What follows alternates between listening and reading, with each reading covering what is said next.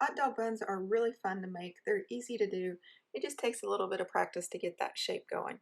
Here are the ingredients, but don't worry, I'll include a link below that will give you full nutrition information along with more written instructions. You'll want about a medium-sized bowl where you can do this on the counter. Also, you can use a mixer. Start out with 1 2/3 cup of flour or 250 grams. Make sure to get all of it out of there. If not, then it'll be a very sticky dough. To this, you want to add in some sugar, 2 tablespoons or 25 grams. That helps with the browning. And then you do a half a teaspoon of salt or 2.5 grams. And just give this a quick stir so you incorporate all the ingredients really well. To this, we're going to add 2 tablespoons of oil or 30 milliliters. And then we're going to add in 1 egg, which is 50 grams. To this, you're going to add in 1/2 cup or 120 milliliters of water. And to this, I have added in the yeast and dissolved it. You do not have to dissolve the yeast beforehand. I just find that it's much easier. I'm using 1 teaspoon or 3.5 grams there of the yeast.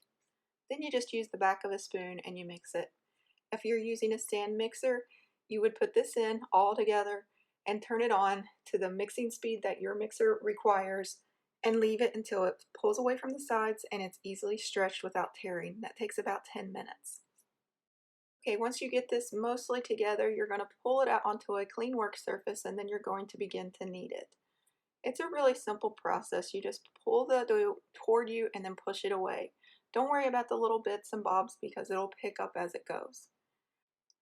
This will stick to your hands somewhat, so don't worry if it is sticking to your hands. This is normal and it happens in the beginning. So don't add flour if you can help it. Try to work through the stickiness. It will work through in about 5 minutes. If you're having trouble, you can pick it up and slap it and fold it away from you like this. And I'll give you 2 links below that will go into more in-depth on how to knead dough, one that is a sticky dough and one that's not. But as you can see, it's no longer sticking to my hand. It's very, very supple. It stretches really easily without tearing.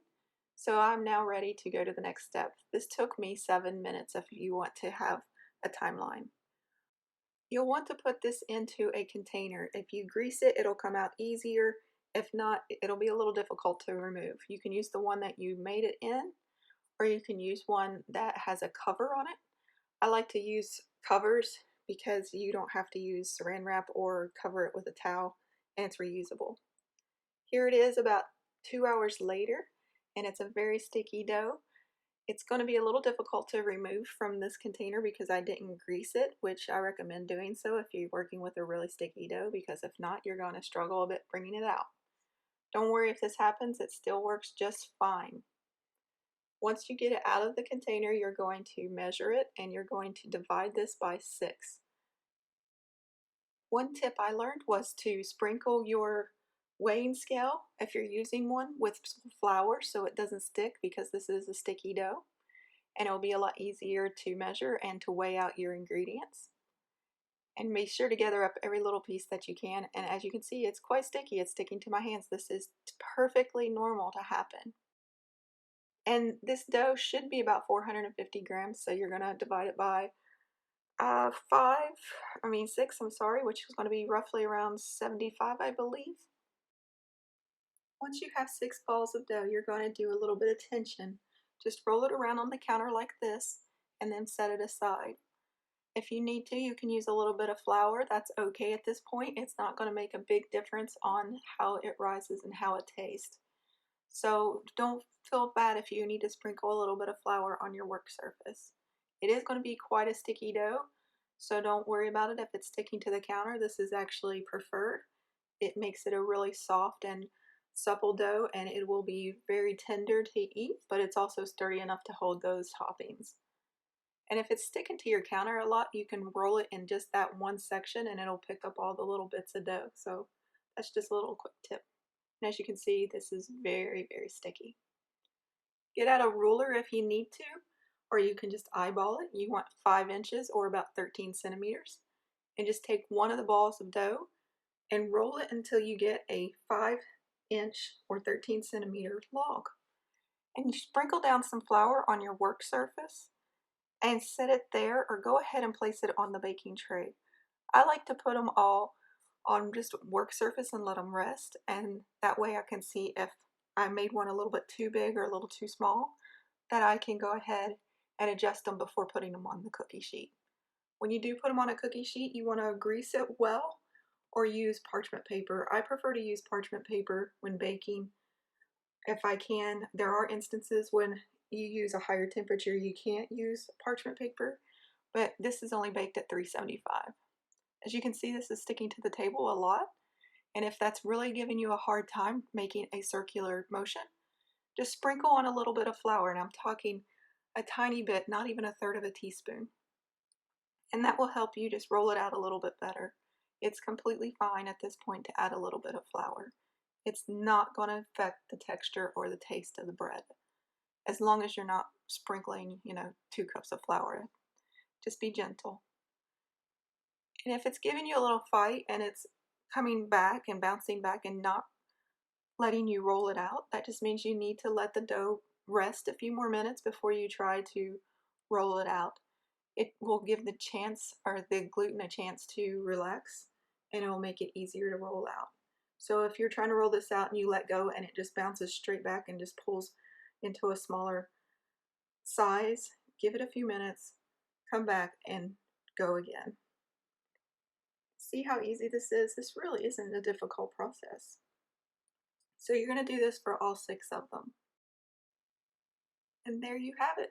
You have 6 little hot dog buns ready to go.